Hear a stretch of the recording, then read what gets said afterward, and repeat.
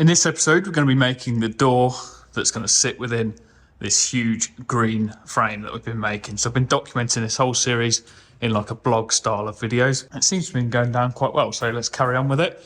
I've been drawing out the door on SketchUp of all the different components on my website.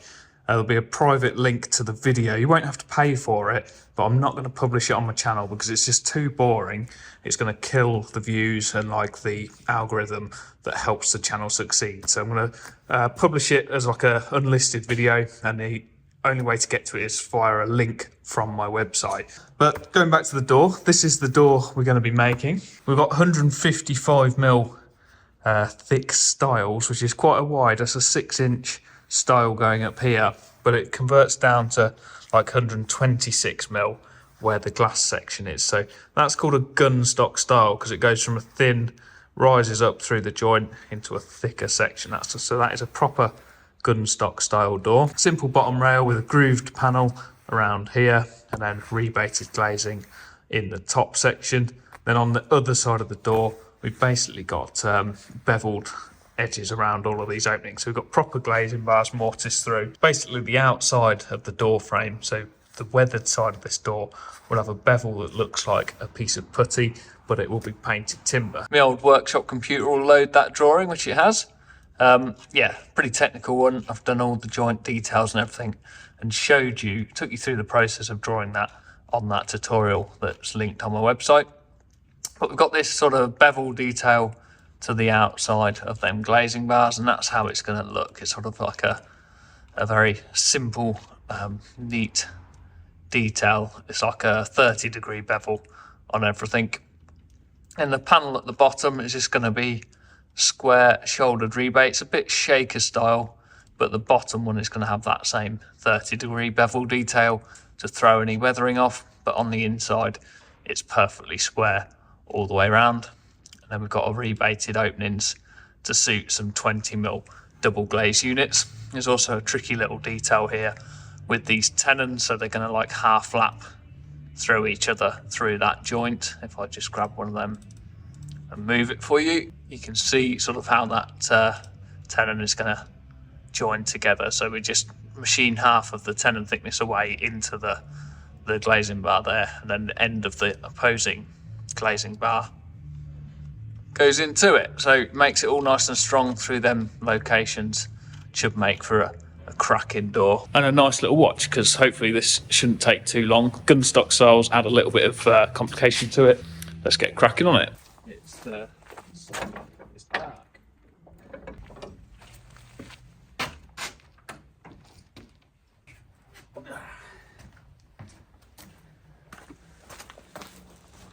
Clean them ends up as usual so that we don't drag any sand or grit from timber yards through the planer as much as possible.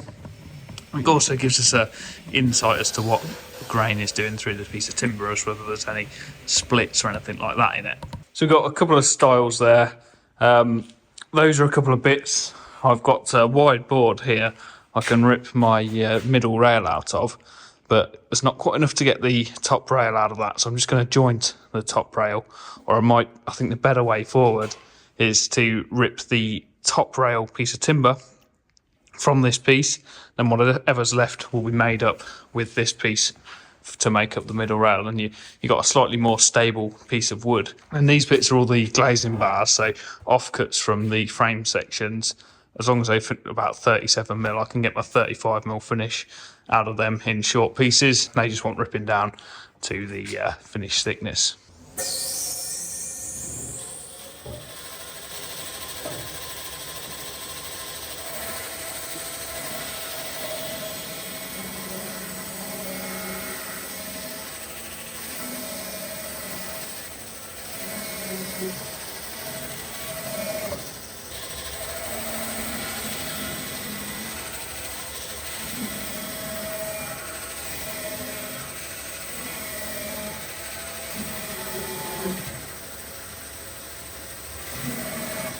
So I've got to joint them two together, and that'll make up my middle rail. I want them thicker than my door, so I'm going to try and get a 60mm finish off these two pieces if I can, and then put them through my joint block.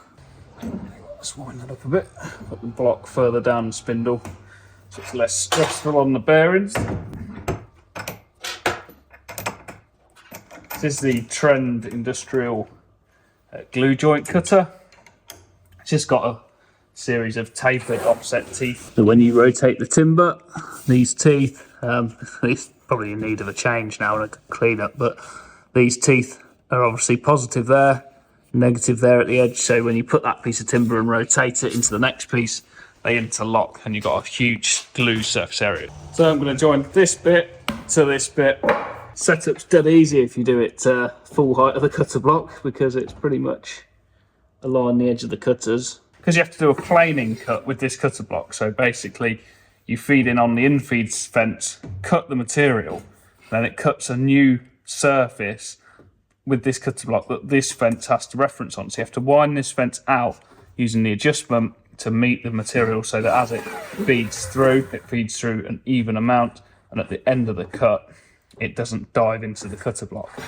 I've never had a problem with it, but a friend of mine said he really struggled getting a nice straight glue joint line out of these. So what he does is sets a back fence on the spindle moulder. So basically you bolt a fence down this side of the piece of wood, and then you set your wheels that you're feeding it in with so that they force the wood into the back fence, so it feeds through, pulling this way, and that way it's not machining away at this edge, because you're machining on the opposite face, so you get a perfectly parallel and perfectly straight piece of wood.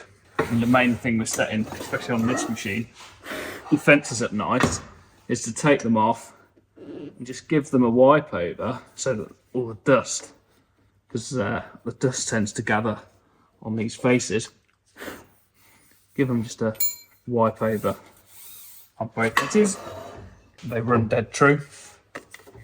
You tend to get dust build up behind them, because when you've been cutting like this and you go to change cutter, you undo that fence and drag it backwards with a bit of play, and every time it drags a bit of dust in that surface. So that's why, if you're wondering, it's not the machining that throws the dust in there, it's when you move your fences back with it undone that drags a load of dust in.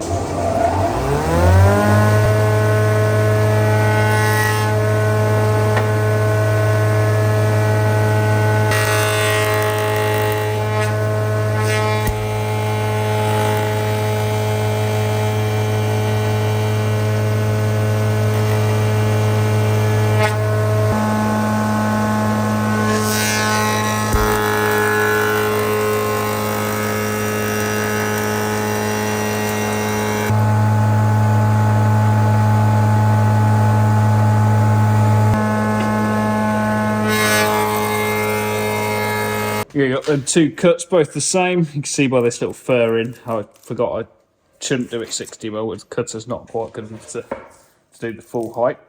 There we go. When we push and glue them together, get some clamps on there, we get the perfect glue joint line.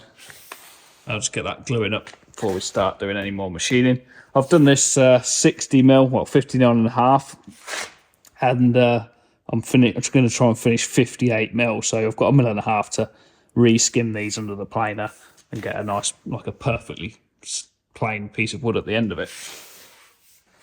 So I'm running out of glue, but always just stick the PU glue, just do a bead like that down that positive edge side, and we've run out already, look. Then when you've gone down that edge of that one, do the other 3 grooves. Try and point the glue so it lands on that corner. I had 3 sealant guns with PU glue in, and they've all just emptied on me. Try and get the adhesive on them 3 corners. Just like a decent sort of, I'd say a 2.5 to 3mm diameter bead of the PU glue. Gun that in. Do that on every single piece. So everywhere there's a joint, both halves there's a joint. You can go up and down the rails like so. Do them 3 faces there. And then that one there. Plenty on this one. When you put the 2 together,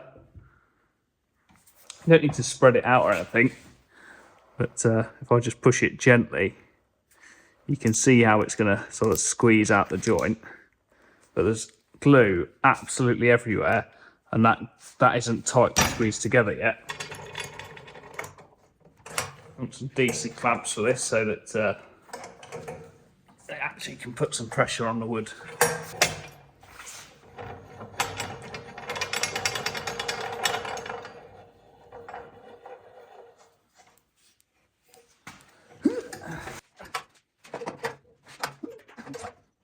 Well, now that's dry, I'm just going to gently loosen all of them a little bit to clean that glue residue off. I've just got an old like scraper. It doesn't peel into the grain. If you use a chisel, it's dead easy to catch a bit of grain and start peeling it off, and then you've ruined your bit of wood.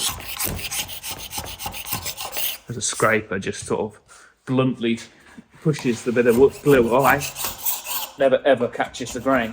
And because it's a scraper, you can pretty much get that down to a flush finish, ready for the planer, so there's not a bobble of glue somewhere that's going to kick it up on the planer. So on to planing these up, I'm ripping down about 10mm oversize as a rough sawn size. There's quite an outer square on the rough sawn of this hardwood, so don't want to run the risk of it being too thin.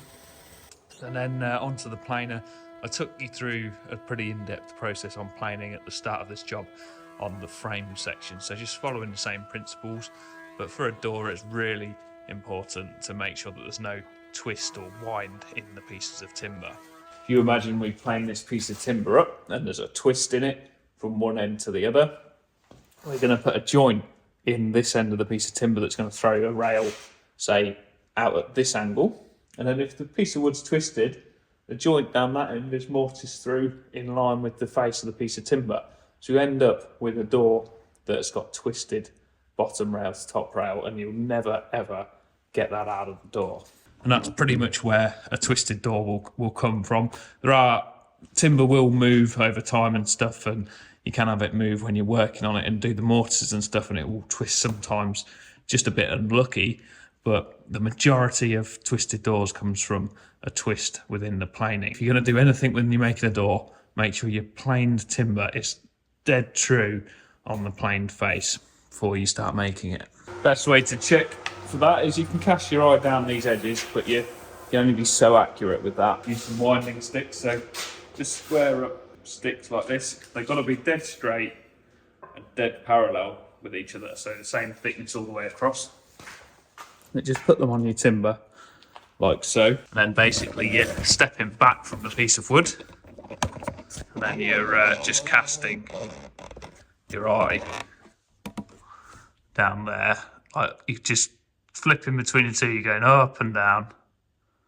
You're just seeing if that parallel line between this piece of wood and the one behind is the same all the way across. And if they are sort of parallel with each other, you've got a nice planed, untwisted piece of wood, which is pretty much what that one's looking like. I've not cast my eye down it, but looking on the screen, it looks pretty spot on. Like I mentioned with the planing video on the frames, the twist, your planer could be set up absolutely mint, perfect. It could be based on where you're putting the pressure and how much pressure you're putting and where on the piece of wood. You've got to have the touch with it to get a really nice straight piece of wood. If you put your winding sticks on, you can see a twist in it. You've got to work it so that the pressure is applied on the bits that need planing more than the other bits, and just sort of coax it through in the exact manner that you need it to, and you'll get a nice straight piece of wood. Don't expect one of these machines, although some of them are brilliant, but don't expect, just because it's a well set up planer, that it will come off of this machine absolutely perfect because it's a good machine. You've got to be able to work it as well and keep an eye on every single piece that you put in through it.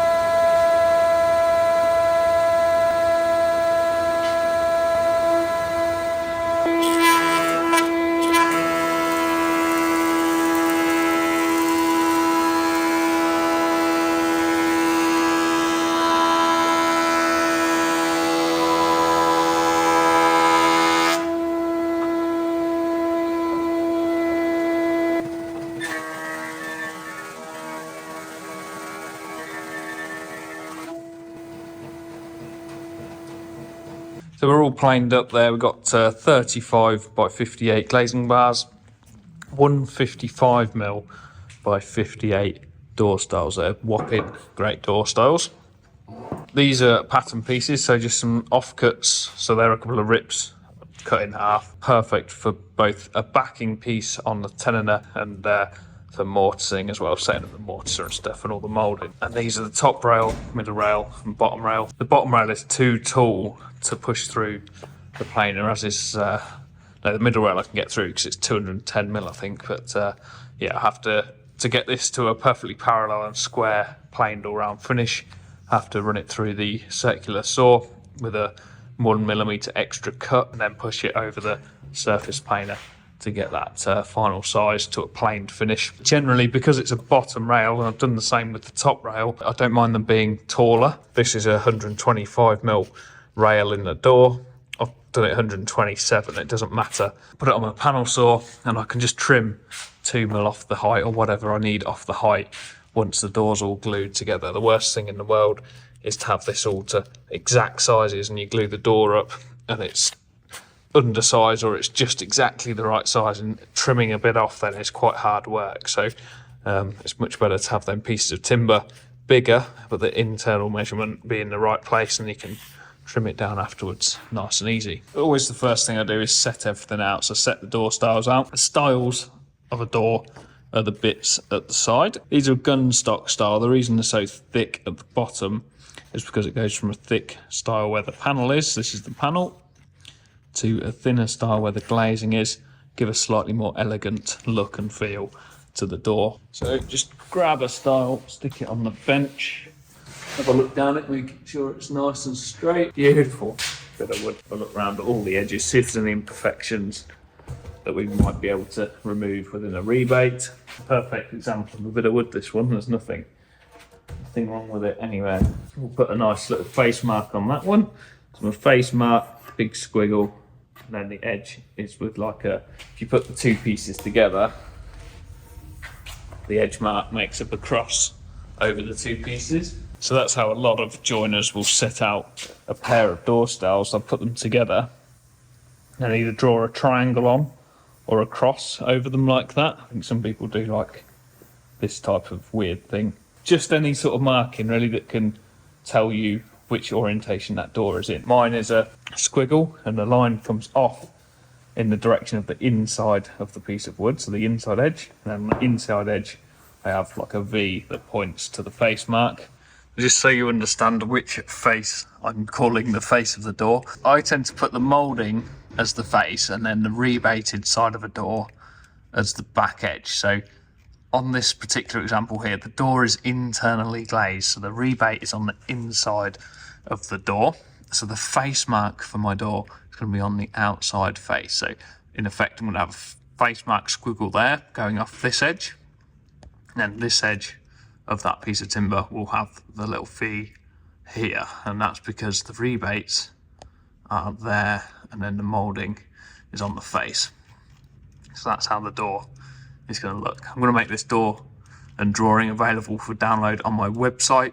I've done a video also on the website that's exclusively, you can only get to it via that website link, and it is the process of drawing this out on SketchUp and how I got to this exact drawing. It's pretty much drawn as I'm going to make it, so you can take each component, I'll try and do it one-handed, take it out of the door and have a look at how all these cuts are made and how it all interacts with each other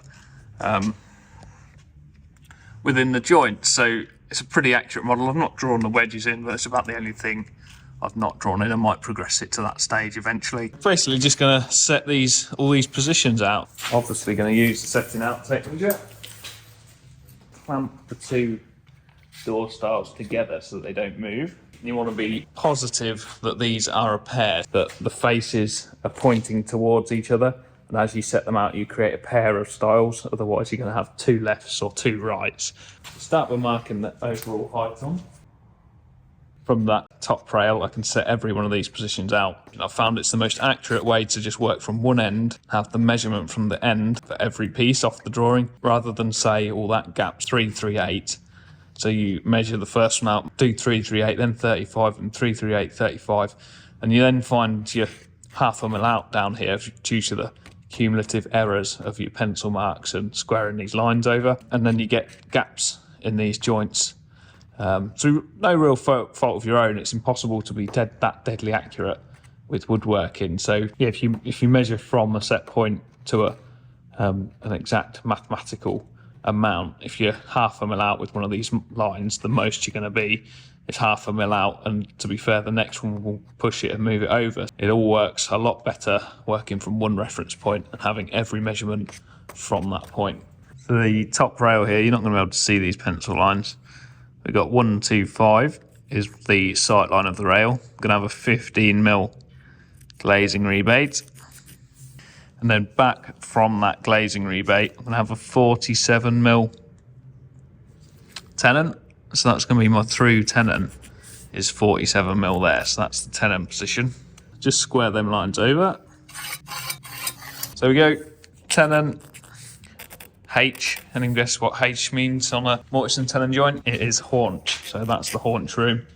I'll get into that later. Glazing bar is 463 to 498. Once we've got them external marks on for the glazing bar, I'm marking in my 15mm glazing rebate from the outer edges. That gives me my tenon position for the glazing bar right there. The middle rail profile is exactly the same. So I've got my 2 outer marks here and here. Top section, 15mm rebate, and the panel at the bottom is going in a groove that I'm going to do 15mm as well. So I'm going to knock that one up by the 15mm and mark that on as well. I went over all how and why I set out the tenons the size I do in the drawing video, saying the aim of keeping this one as short as possible. I won't go over it again. I'm going to do 55mm from that rebate set back to the inside of my tenon. So that is my through tenon there, and the same on this one. So it will be tenon, haunch, tenon.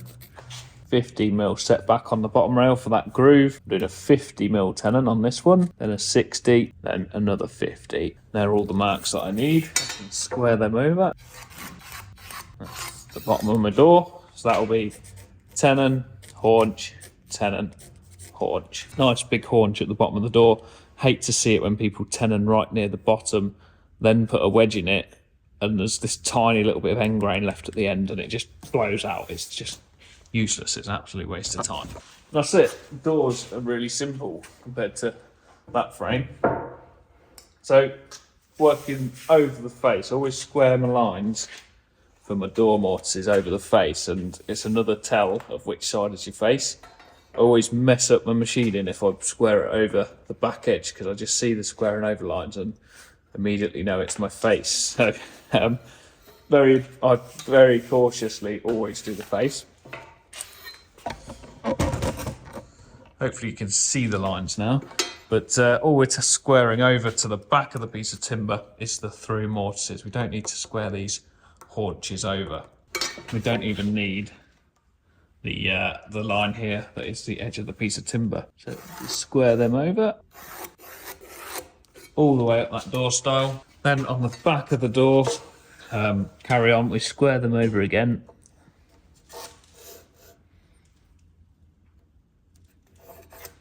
Do this for all of the tenon positions except for the glazing bar. I'm not gonna mortise the glazing bar right through the door. It's too fragile. Hopefully you can see them lines. And then want to add on wedge room. So I do an extra wedge room from my tenon. I'm going to be tapping these wedges in first, and generally they go in easier and drive a bit further than these ones will. So that's why I give the top or the inside wedge a little bit more room. Do that wedge room for all of the joints. Next stage then is to cut everything off to length. So all the rails, bottom rail, middle rail, top rail, but also these 2 glazing bars, if I've got them out long enough to do the full width of the door. It's just going to make tenoning really nice and easy, because it's exactly the same as the top rail for these 2 as well on the joints.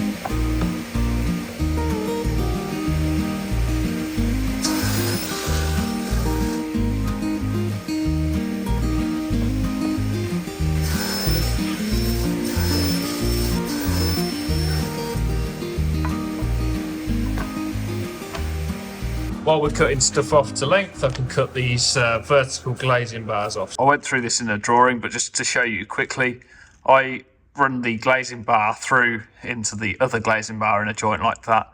So they create like a half lap joint. So if that was a 5mm on the face, that'd be 2.5mm thick, grooved away in through to the next glazing bar. And when it gets glued together, it creates a really nice strong joint around there that is all interlocked. So I've poked that through around 25mm past the far side of this. That's 5mm thick, this is 15. So we've got 45mm from there to there. Might have only done 20mm actually, what's that saying? Yeah, 20mm, sorry. So from that point there to there in a vertical plane is 40mm. Measuring between this line here for my glazing bar and this other line here for this next glazing bar, should be the same for all of them. Is my 338 measurement plus 40mm on each end of the tenon. Is my cut length for them little individual glazing bars, and I want 6 of them. With them rails cut off, I can set out for the mortises for the glazing bars that interact with them. So face mark, this is my outside face. Nothing on my bottom side of that, just a couple of glazing bars in the top side, and then I can set everything out off of this one as well. So work off my 100mm, I can mark in my door style thicknesses, and then just mark my setbacks in on them. So 35, it's 15, 20. I've got 5mm tenon. I've got a 1/4 inch chisel, which is 6.25. That's not the end of the world.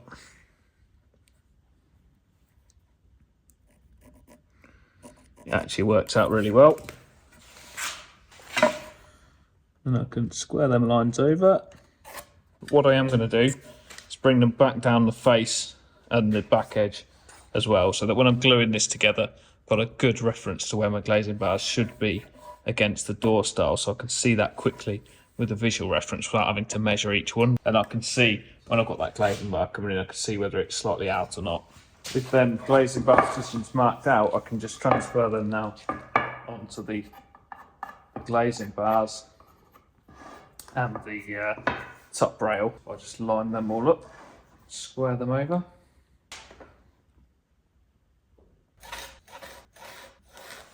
Probably really hard to follow this video because Sapili doesn't mark very nicely with a pencil that picks up on the camera, so I apologise. And then them glazing bars, they only need squaring over the mortise position on one side, because I'll just plunge my mortise chisel in past halfway, and when it's been rebaited, the mortise will be through that centre section of the timber. I've done a spare one, so I've got 3 of these in case one gets damaged in some way. I've not got to start from scratch, I've got a spare. Okay, so on to setting up for the tenon, which I'm going to do next. Got my piece of timber here, which is my thickness of my door. This is just one of my pattern pieces that I've planed up. I'm going to have the tenon in this plane here, so we can set our tenons up and tenon absolutely everything at the width of the door that is here, because it's narrower than down here, and the tenon is going to remain in the same position at this point in the door as it is for the glazing bars and the top rail. So we can set up for that 126mm deep tenon with the scribe for the bevel and the rebate, and run everything through. The only one I could then run through the tenon again with an adjustment to deepen the tenon is this bottom rail, where it's 155mm thick with just 2 square shoulders. The middle meeting rail here, I cannot run through the tenon to produce this gunstock style. That's got to be cut by hand, or like the bevel has got to be worked out and marked out by hand to be cut bespoke to this door. I'm just going to set up to suit this tenon and the top rail and run all of them through at that, and then make my adjustments from there. So I've cut this off square ended, and then I'm just going to mark out that 126, which is my sight line, and then 15mm back from that is my glazing rebate, and I'm going to square them over. Dead simple setup for the tenon. It really is a straightforward process. You can fly through this. So that is ultimately, I want my stop to butt up against the end of the timber, and then cut to here for my scribe, and then cut to there for my rebate with a tenon. between the two. It looks like I'm lucky. I've got a backing piece in the Tenoner that is big enough. Just need a little block of wood to clamp it down with. Just adjust this to sit that one.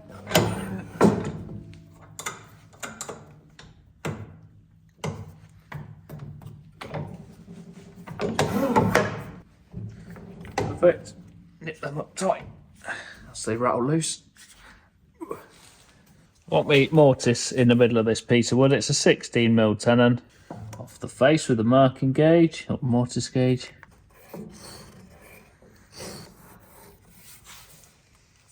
Slightly unusual how I do the tenon arrangement here, because I've got a third head on the tenoner. I can have a stepped tenon.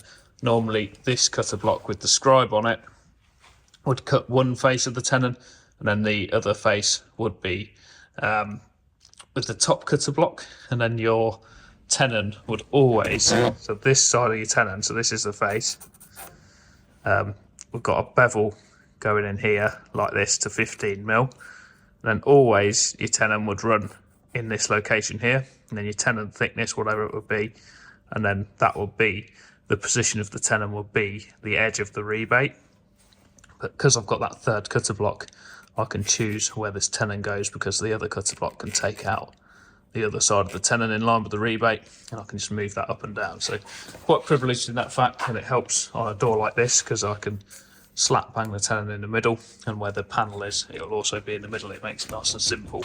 I'm just going to eyeball it roughly to them lines. Move together, so you have to move your bottom one to where you want it first. Then set the tenon thickness with the top head. Give it a test cut. See how they fit together.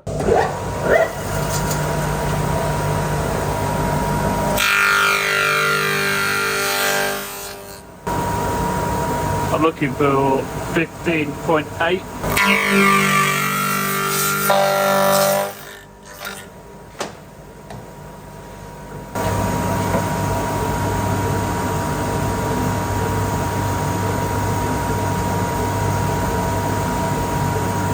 I just want to centralise it, so if I go off that shoulder to there, 21.5 to...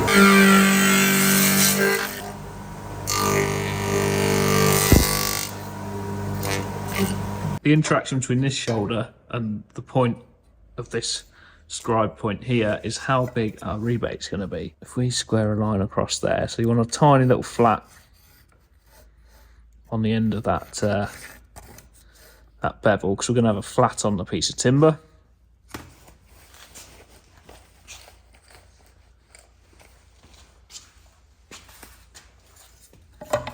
Then we take a measurement from that line, so the 5 there.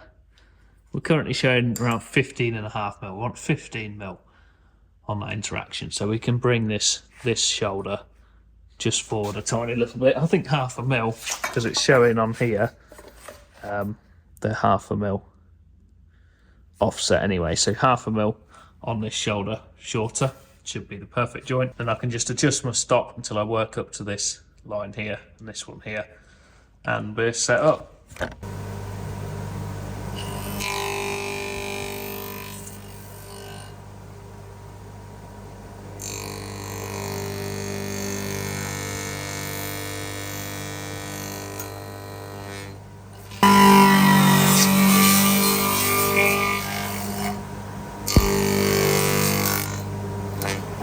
15.7 for a deep tenon like this. That's absolutely perfect.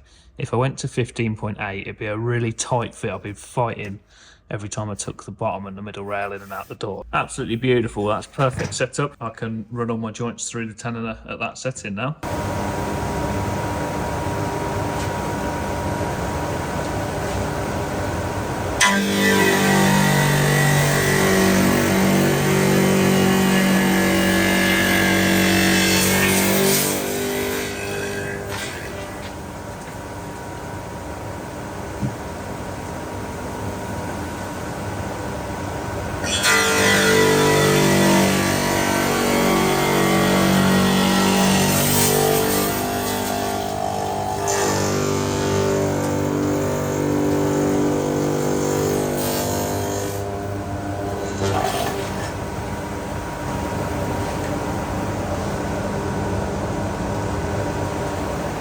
Oh, that's all them tenoned up. So the only ones really that we needed to push through at this stage was the top rail and the 2 glazing bars. So they're the only ones that have got that tenon on. The middle rail I've pushed right through, and that'll do. I've got to alter that to suit these gun stock joints, and the bottom rail I'll need to just push through the top and the bottom block, not the scribe block, but with a deeper stop, and take that out to 155mm. But I'll do that in a bit, because I'm going to leave, I want this profile joint, but with just a 40mm stub tenon now. So I'll adjust the stop on the machine. I'll set it to sort of 39.5mm tenon, push it through, and then check it against the setting out that is on the door here, and check that it's slightly long, and then keep knocking the stop back by sort of half of them or whatever, till I get the perfect fit. The stop's just in here. It reads off of the bottom block, so the bottom block doesn't move. It's fixed in terms of like front to back movement on this machine. So I want a 40mm, and I'm just going to set it around about 38 on that scale, and I think that's about 39.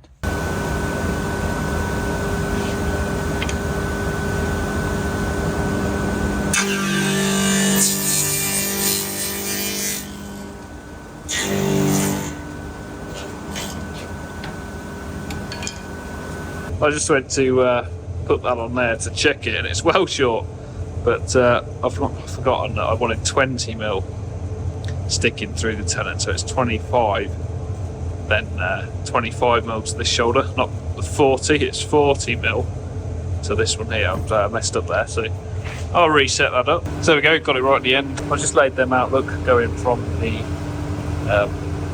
rebate line there, on the rebate shoulder. Got the 5mm that would be the glazing bar between them 2 shoulders, and the same there. We're ended up in a good spot down here, so I'd say that's the perfect length for them ones.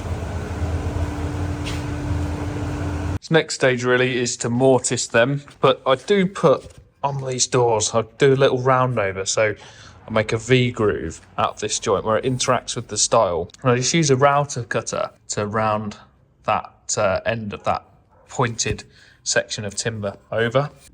So I've got my trend, it's like a 3mm round over bit, 30-degree stick of wood. I usually rip this off the edge of one of the, like a pattern piece, because it's the exact bevel that will be on the edges of these. So just hold that in place,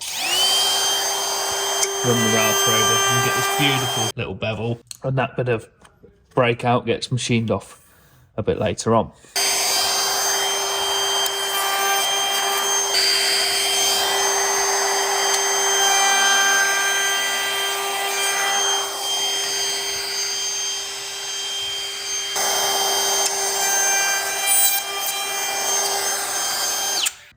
There we go then. All the tenons are done, and we're ready to move.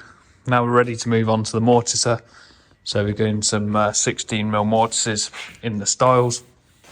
Then we'll use a little 1/4-inch chisel to do the glazing bar section. So that'll be the next video. Thank you for watching. Don't forget to subscribe. Make sure you hit the like button. If you made it this far in the video, you need to hit that like button to help me out with the algorithm. And you'll be seeing me in the next video. We'll be on the mortiser, getting it pushed together and assembled. So catch you then.